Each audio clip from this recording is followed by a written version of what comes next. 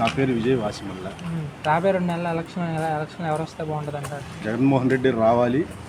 జగన్మోహన్ రెడ్డిని గెలిపించుకోకపోతే ఆంధ్ర రాష్ట్రం చేసిన పెద్ద బ్లెండర్ మిస్టేక్ అవుతుంది. ఓకే సార్, ఎందుకని సార్ అలాగా? ఎందుకని అంటే కోవిడ్ వచ్చింది. చంద్రబాబు నాయుడు గారు హైదరాబాద్లో ఉన్నారు, పవన్ కళ్యాణ్ గారు హైదరాబాద్. కోవిడ్ టైంలో కనుక జగన్మోహన్ రెడ్డి గారు పెట్టిన వాలంటరీ వ్యవస్థ లేకపోతే ఆంధ్రప్రదేశ్ శవాల దెబ్బగా మారేది. మనోళ్ళు పాత కాలంలో ఒక మూతక సామెత చెబుతారు, బతికుంటే బఠానీలు అమ్ముకోవచ్చు అని. ఈ రోజున బతికున్నాము అంటే పైన దేవుడు పెట్టిన భిక్ష అయితే, కింద జగన్మోహన్ రెడ్డి వాలంటరీ వ్యవస్థ వేసిన చిన్న హెల్ప్ అనుకోండి, ఏదైనా అనుకోండి. అదే ఆ టైంలో కనుక వాలంటరీ వ్యవస్థ లేకపోతే ఆంధ్రప్రదేశ్ పరిస్థితి ఏంటి? ఒకనొక రోజున మనకి పెన్షన్ కావాలంటే అందరం కలిసి మున్సిపల్ ఆఫీస్ దగ్గరికి వెళ్ళి కూర్చుని వాళ్ళు తెచ్చేది, సాయంత్రం దాకా పడిగాపులు కాయాలి వచ్చేది. ఈ రోజున ఇంటికి వచ్చి 1వ తారీఖు డోర్ డెలివరీ పెన్షన్ కానీ సంక్షేమ పథకాలు కానీ ఏదైనా కానీ. ఇంతకుముందు అందరం ఎమ్మెల్యే వాళ్ళ దగ్గరికి వెళ్ళి ఎమ్మెల్యే డోర్ దగ్గర లేకపోతే కార్పొరేటర్ దగ్గర నుంచొని అయ్యా మాకు ఇది కావాలి అని అడుక్కునే పరిస్థితి. కానీ ఇలా 50 ఏళ్ళకి ఒక సేవకుడు సార్ వాళ్ళ దగ్గరికి వెళ్తుంటే వాళ్ళు సరిగ్గా వాలంటీర్ సరిగ్గా రెస్పాన్స్ అవ్వట్లేదు. ఇప్పుడు ప్రతిదానికి పరిమితి ఉంటుందండి. నాకు 10 పరిమితి ఉంటుంది, నా పైన ఉండే వాళ్ళకి వాళ్ళకు ఒక పరిమితి ఉంటుంది. ప్రతిదానికి పరిమితి ఉంటుంది. వాలంటీర్ అనేవాడు ఎంతవరకు చేయగలుగుతాడో అతని పరిమితి, అతని అధికారాలు ఎంతవరకు ఉంటాయో అంతవరకే చేయగలుగుతాడు తప్పితే వాలంటీర్ ఏవి సూపర్ మ్యాన్ కాదు. Is also a man, not a super man. ఇప్పుడు జనసేన టీడీపీ రెండు కలిసి వస్తున్నాయి. జనసేన గెలిచినా, టీడీపీ గెలిచినా, కాంగ్రెస్ గెలిచినా, బీజేపీ గెలిచినా జరిగేదేమీ లేదు. అసలు ఎట్టి పరిస్థితుల్లో సైలెంట్ ఓటింగ్ ఉంది జనాల్లో. చక్కగా జగన్మోహన్ రెడ్డి బయటపడతాడంటంలో సందేహమే లేదు. ఇప్పుడు చాలా పథకాలు పెట్టారు కదా, పథకాల్లో మీరు పథకాల్లో నేనేం లబ్ధి పొందలేదు.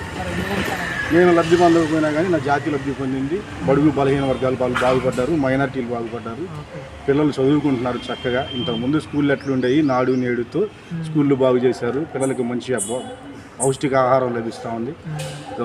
ఎడ్యుకేషన్ సిస్టమ్ కానివ్వండి, హెల్త్, మనకి కావాల్సింది ఏంటండి ఏదైనా కానీ ఎడ్యుకేషన్ బాగుండాలి. ఎడ్యుకేషన్ బాగుంటే అందరం బాగుంటాం, మన పిల్లల భవిష్యత్తు బాగుంటుంది. రోగం వస్తే వెళ్ళి చూపించుకోవడానికి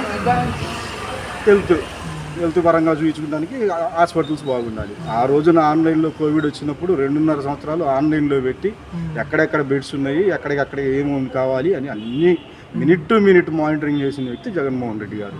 ఆయన్ని గెలిపించుకోకపోతే అందరూ అంటారు 5 సంవత్సరాలు, 4.5 సంవత్సరాలు అని. 4.5 సంవత్సరాలు ఎక్కడండి?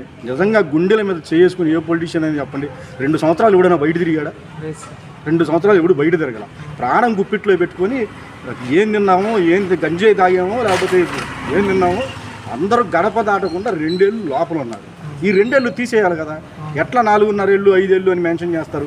ఈ 3 ఏళ్లలో, ఈ 2.5 ఏళ్లలో జగన్మోహన్ రెడ్డి ఇంత చేస్తే నెక్స్ట్ టైం కనుక మనం జగన్మోహన్ రెడ్డి గెలిపించుకుంటే అది ఎంత అదృష్టమో మనకి ఆంధ్రదేశానికి మనం ఆలోచించుకోవాలి. అభివృద్ధి అంటారు. అసలు అభివృద్ధి, డెవలప్మెంట్ ఏది అని అడుగుతున్నారు. అసలు డెవలప్మెంట్ అంటే ఏంటండి? డెవలప్మెంట్ అంటే ఏంటి? ప్రజల జీవన ప్రమాణంలో మెరుగుపడడం. ప్రజల జీవన ప్రమాణం అంటే చదువు, మౌలిక సదుపాయాలు, తిండి, బట్ట, చదువు మెరుగుపరిచారు.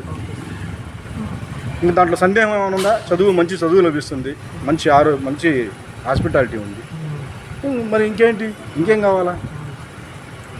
మీ నుంచి ప్రజలకి ఏం చెప్తారా? నేనైతే ఒకటే చెప్తా ఉన్నానండి. నా పేరు విజయ్ వాసిమల్ల, నేను స్టేట్ క్రిస్టియన్ ప్రెసిడెంట్గా ఉన్నాను. జగన్మోహన్ రెడ్డి గారిని ఎట్టి పరిస్థితుల్లో ప్రజలు గెలిపించుకోవాలి.